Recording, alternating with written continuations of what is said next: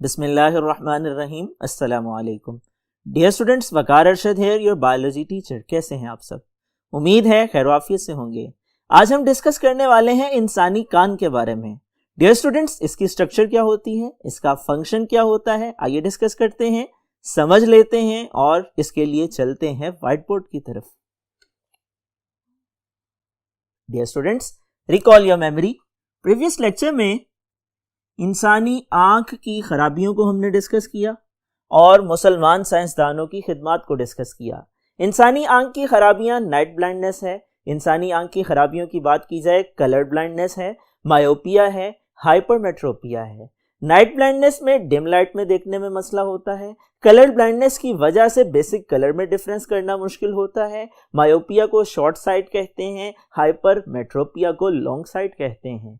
Dear students, मुस्लिम scientist की बात की जाए, अली इब्ने ईसा हैं और इब्नुल हैसम हैं। ये दो मुसलमान साइंसदान हैं कि जिन्होंने आंख पर काम किया, उसकी बीमारियों पे काम किया, उसकी सर्जरी पे काम किया, बीमारियों की अदवायात पे काम किया, आंख के काम करने के अमल पे रोशनी डाली, आंख की बनावट पे काम किया, पिन होल कैमरा इजाद किया, वीएन साइकिल के बारे में बताया, रिफ्लेक्शन, रिफ्रैक्शन और डायफ्रैक्शन के कवानीन को वज़ा किया। और इसमें से एक साइंसदान इब्नुल हैसम को फाउंडर ऑफ ऑप्टिक्स कहा जाता है। उसकी किताबों को न्यूटन की किताबों की तरह अहमियत दी जाती है। आइए अब हम डिस्कस करते हैं ईयर के बारे में। ईयर की बात की जाए, ईयर को कान कहा जाता है और ये एक रिसेप्टर है।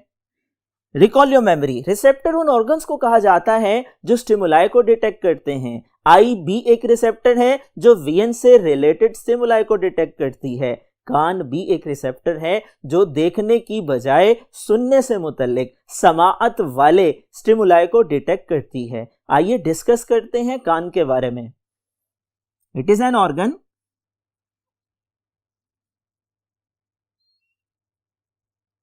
जो कि रिसेप्टर है,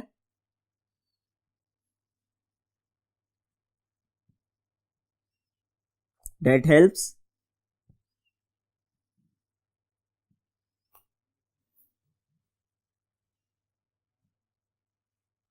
in hearing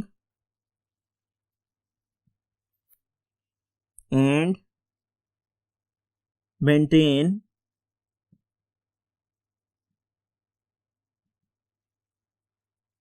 body balance। मुख्तसरन आप कान के बारे में अगर शॉर्ट क्वेश्चन पूछा जाता है तो यूं लिख सकते हैं, it is a receptor organ that helps in hearing and maintain body balance. ये एक रिसेप्टर ऑर्गन है कि जो सुनने में मदद देता है, जिस्म के तवाजुन को बरकरार रखता है। आइए कान की स्ट्रक्चर को डिस्कस करते हैं, इसके फंक्शन को समझने की कोशिश करते हैं। डियर स्टूडेंट्स, अगर हम पार्ट्स की बात करें, इंसानी कान के 3 मेजर पार्ट्स हैं, मिडल ईयर, एक्सटर्नल ईयर और इनर ईयर। आपके सामने व्हाइट बोर्ड पर डायग्राम मौजूद है। आइए डायग्राम की मदद से समझ लेते हैं। सबसे पहले एक्सटर्नल ईयर है,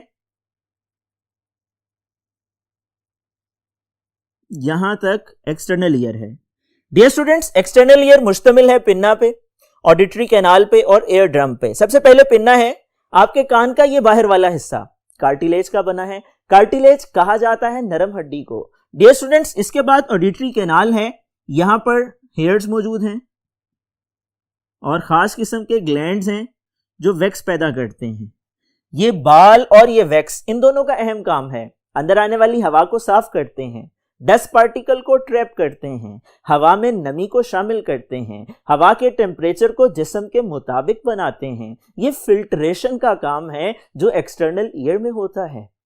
डियर स्टूडेंट्स, पिन्ना से होती हुई हवा ऑडिटरी कैनाल में आती है, ऑडिटरी कैनाल से एयर ड्रम तक जाती है। एयर ड्रम का दूसरा नाम टिम्पेनम भी है। एयर ड्रम को टिम्पेनम कहा जाता है।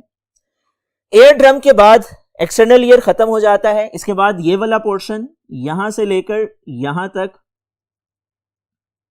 बल्कि इसको थोड़ा सा आगे कर लीजिए, यहां तक ओवल विंडो तक, ये मिडल ईयर का है। ओवल विंडो तक, यहां तक। जबकि ये इनर ईयर का पोर्शन है। यहां पे मिडल ईयर को देखिए, मिडल ईयर में सबसे major structure middle ear bones हैं। डियर स्टूडेंट्स, 3 हड्डियां हैं जो दरमियानी कान में पाई जाती हैं, इन्हें इनकस, मेलियस और स्टेपिस कहा जाता है। ये बहुत अहम हड्डियां हैं, इनकी वाइब्रेशन की वजह से साउंड वेव्स आगे ट्रांसफर होती हैं। मेलियस, इनकस और स्टेपिस के नाम याद कर लीजिए, ऑब्जेक्टिव टाइप क्वेश्चंस के लिए इंपॉर्टेंट हैं, आपसे शॉर्ट क्वेश्चन की फॉर्म में पूछे जा सकते हैं, एमसीक्यूज में पूछे जा सकते हैं। यहां पर आपकी टेक्स्ट बुक में मेंशन है आपके जिस्म में पाई जाने वाली सबसे छोटी हड्डी भी इन तीनों हड्डियों में से एक है, जिन्हें हम इनकस, मेलियस और स्टेपिस कहते हैं। डियर स्टूडेंट्स, इसके बाद मिडल ईयर के आगे ये ओवल विंडो है। ये ओवल विंडो क्या करती है? मिडल ईयर और इनर ईयर को सेपरेट करती है। जैसे एयर ड्रम एक्सटर्नल और मिडल ईयर को सेपरेट करता है, ये ओवल विंडो मिडल और इनर ईयर को सेपरेट करती है। इसके बाद आगे की तरफ जब हम मूव करते हैं, ये इनर ईयर है जिसमें सेमी सर्कुलर कैनाल्स हैं। इसी तरह ये कोक्लिया है, ये राउंड शेप में लिपटी हुई जो नालियां हैं इन्हें कोक्लिया कहा जाता है। और बिल्कुल सेंटर में वेस्टिब्यूल होती है, ये वेस्टिब्यूल से नर्व है जो ब्रेन के पास जाती है। ये कोक्लिया से नर्व है जो ब्रेन के पास जाती है। डियर स्टूडेंट्स, कोक्लिया जो लिपटी हुई नालियां हैं, इनके अंदर एक फ्लूइड होता है। अब देखिए आप इस कान की स्ट्रक्चर को, सबसे पहले एक्सटर्नल ईयर है, एक्सटर्नल के बाद मिडल ईयर है, मिडल के बाद इनर ईयर है। एक्सटर्नल ईयर में हमने डिस्कस किया पिन्ना, ये सबसे बाहर, ये कार्टिलेज नरम हड्डी का बना होता है, इसके गिर्द कवरिंग होती है स्किन की। इसी तरह अगर हम बात करें ऑडिटरी कैनाल की, इसके अंदर हेयर और वैक्स है, ये हवा को साफ करते हैं, डस्ट पार्टिकल को ट्रैप करते हैं, हवा को गीला करते हैं, जिस्म के टेम्परेचर के मुताबिक बनाते हैं। इसके बाद यहां पर ये एयर ड्रम है जिसको टिम्पेनम भी कहा जाता है, ये एक्सटर्नल ईयर का आखिरी हिस्सा है। इसके बाद एक्सटर्नल ईयर खत्म हो जाता है। डियर स्टूडेंट्स, फिर मिडल ईयर है, मिडल ईयर में मिडल ईयर बोन्स हैं जिन्हें मिडल ईयर ऑसिकल्स भी कहा जाता है। इनके नाम मेलियस, इनकस और स्टेपिस हैं। और इसके बाद ओवल विंडो है, ये सेपरेट करती है मिडल और इनर ईयर को। इनर ईयर की बात की जाए, सबसे सेंटर में वेस्टिब्यूल, वेस्टिब्यूल से नर्व निकलती हैं और उससे ऊपर सेमी सर्कुलर कैनाल हैं, जबकि ये कोक्लिया है, ये लिपटी हुई नालियां हैं, इनके अंदर एक फ्लूइड होता है और ये वाइब्रेशन की वजह से जब फ्लूइड मूव करता है, नर्व इंपल्स पैदा होती हैं और यहां पर कोक्लिया से निकलने के बाद ब्रेन तक जाती है और ब्रेन के जरिए से हमें चीजों के सुनने का एहसास होता है। यहां पर सबसे पहले साउंड वेव्स आती हैं पिन्ना से, ऑडिटरी कैनाल में, ऑडिटरी कैनाल से एयर ड्रम की तरफ, एयर ड्रम वाइब्रेट करता है, ये वाइब्रेशन मुंतकिल होती है मिडल ईयर ऑसिकल्स तक। जब ये वाइब्रेट करती हैं, ये वाइब्रेशन आगे मुंतकिल होती है कोक्लिया तक। कोक्लिया के अंदर एक फ्लूइड होता है, यहां पर कोक्लिया में एक फ्लूइड पाया जाता है। जैसे ही ये फ्लूइड वाइब्रेट करता है, स्टिमुलस को रिसीव करती हैं नर्व्स और ये नर्व्स कोक्लिया से स्टिमुलस को लेने के बाद ब्रेन तक जाती हैं। हमें किसी भी चीज की आवाज सुनाई देती है और हमें हियरिंग का एहसास होता है। डियर स्टूडेंट्स, ये आपके सामने इंसानी कान की एनाटॉमी है। आपने इसकी डायग्राम को याद करना है। लेवल डायग्राम आपसे सवाल की सूरत में पूछी जा सकती है। आइए फर्दर डिटेल्स को देखते हैं। डियर स्टूडेंट्स, एक और अहम काम इंसानी कान का यह भी है, ये जिस्म के तवाजुन को बरकरार रखता है। हमने डिस्कस किया इनर ईयर में 3 चीजें हैं, एक सेमी सर्कुलर कैनाल, एक वेस्टिब्यूल और एक कोक्लिया। कोक्लिया की बात की जाए तो इसमें मौजूद फ्लूइड की वाइब्रेशन से स्टिमुलस पैदा होता है और नर्व इंपल्स ब्रेन तक जाती है, आपको आवाज सुनाई देती है। जबकि बाकी 2 स्ट्रक्चर्स की बात की जाए, जिन्हें हम नाम देते हैं सेमी सर्कुलर कैनाल का और वेस्टिब्यूल का, ये हमारे जिस्म के तवाजुन को बरकरार रखने में मदद देती हैं, हमारे सर और बकिया धर की मूवमेंट को रेगुलेट करती हैं, रियलाइज करती हैं और तवाजुन को कायम करने में मदद देती हैं। यहां पे एक और स्ट्रक्चर ये भी समझ लीजिए कि मिडल ईयर के अंदर एक ट्यूब होती है जिसे यूस्ट्रेशियन ट्यूब कहते हैं। ये कान का नेजल कैविटी से राब्ता कायम करती है, ear and nasal cavity. Dear students, आपसे सवाल पूछा जा सकता है, वो इस तरह से पूछा जा सकता है, यूस्ट्रेशियन ट्यूब का काम बताइए। आपने याद रखना है ये मिडल ईयर का पोर्शन है और इसका बुनियादी काम नाक को और कान को कोऑर्डिनेट करवाना है, आपके ईयर और नेजल कैविटी में राब्ता कायम करना है। यहां पर इन दोनों का फंक्शन भी हमने डिस्कस किया। सेमी सर्कुलर कैनाल्स और वेस्टिब्यूल जो कि इनर ईयर में पाई जाती हैं, ये जिस्म के तवाजुन को बरकरार रखने में मदद देती हैं। कुछ इंटरेस्टिंग इंफॉर्मेशन है वो भी समझ लीजिए। थंडरस्टॉर्म, जब बादल गरजते हैं